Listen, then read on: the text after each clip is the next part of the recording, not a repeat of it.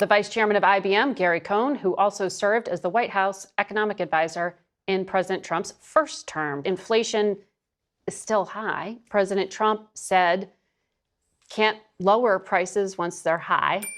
So we had two bits of economic data this week. We had consumer prices and we had producer prices. Both came in on the high side of where economists were hoping. If you look at the consumer prices, we're looking at about 2.7% on consumer prices. Remember, the Fed's target for inflation is about 2%. Right. So we're running almost 1% high. Producer prices came in even higher than we were expecting. So we're not down to that target 2% where the Fed would like to get to. I think we are seeing the rate of cuts slow down quite dramatically as people are starting to evaluate the economic data that we have. The American consumer today, as well as corporate America, is quite excited about what the Trump administration is talking about. And the business environment is very positive. Corporate America is talking about a lot of expansion, a lot of capital expenditure for next year, about repatriating more jobs back to the United States, about building more factories in the United States, hiring more workers. Do you think that'll actually happen? I do think it's going to happen. So net, we are talking about a very positive business and cycle going forward into 2025. Well, look, the stock market is one benchmark. It's an index, it's a benchmark. And remember, the stock market is an index. There's a huge diversity of what's going on in the stock market. There's some of the tech stocks at the high end that are performing very, very well. And there's some of the more traditional stocks in the middle of the market that are not performing as well. The business world has high expectations for the Trump administration.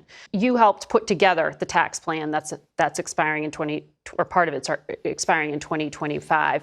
He said at the New York Stock Exchange this week that he wanted to go down further from 21%. He really wanted to get it back down to 15, and we will be able to do that. You know, look, the whole tax discussion is going to happen over the course of 2025. Why didn't you do it in 2017? In 2017, we did not have the financial wherewithal to do it. Okay. When you go through reconciliation, which is how they will do taxes this time in 2025, you are given instructions by the budget committee. And the instructions are basically how much money you can spend or how much revenue you could take in. This time it will be how much money you can spend. We did not have additional money to spend. So the lowest we could get the corporate tax rate at that time was the 21%. That's also the reason that the corporate tax part of the tax legislation in 2017 expires the end of 2025. To score that piece of legislation, which in the financial requirements we were given by the Senate and the House finance committees, we had to end the personal side at the end of 2025. So we do know that taxes will be taken up by this Congress in this session. We know that they're going to have to deal with the personal side of the equation, because if not, the personal side will revert back to the pre-2017 tax code. That was a very arduous, ugly tax code with much higher rates, with a lot more loopholes, a lot more deductions. I don't think anyone wants, on either side of the aisle, wants to go back to the prior tax code. You know, when we open up tax code, even if we're just talking about the personal side, the corporate side will come into play. And there's always this interesting relationship between the personal side and the corporate side, because the vast majority of companies in the United States are small businesses that file on a tax return that allows them to pay the personal rate. But there's a difference between the personal rate and the corporate rate.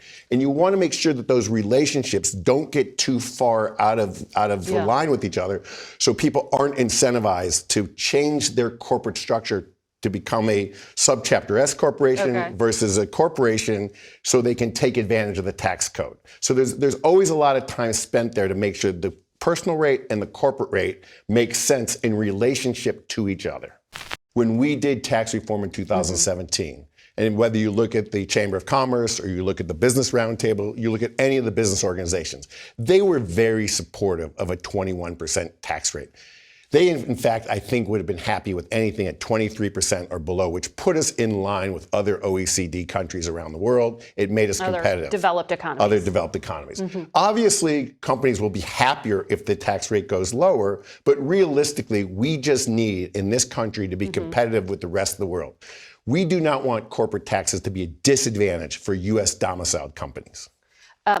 The pick for Treasury Secretary is hedge fund manager Scott Bessent. He says he's going to deliver on the Trump tax cut pledges, but that's eliminating taxes on tips, Social Security, overtime pay. I know he will put a lot of effort into this. He will have a lot of help with other people. Kevin Hassett, who's going into my old job at the NEC, will have an important seat at the table. Kevin understands a lot of these policies. There will be a lot of opinions at the table when we get to tax rating. You know, the House and the Senate will have their opinions. Remember, there are members of the House that ran on one item and one item only. They ran on the idea that we should bring back the state and local tax deduction, the SALT deduction.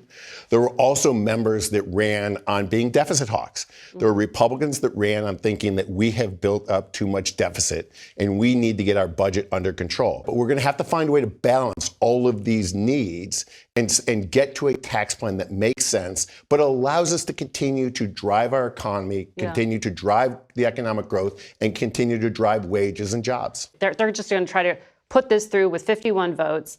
Well, it sounds like, from what I'm hearing, and like, I don't know, this could change anyway. There's other people smarter than I deciding on the strategy on this.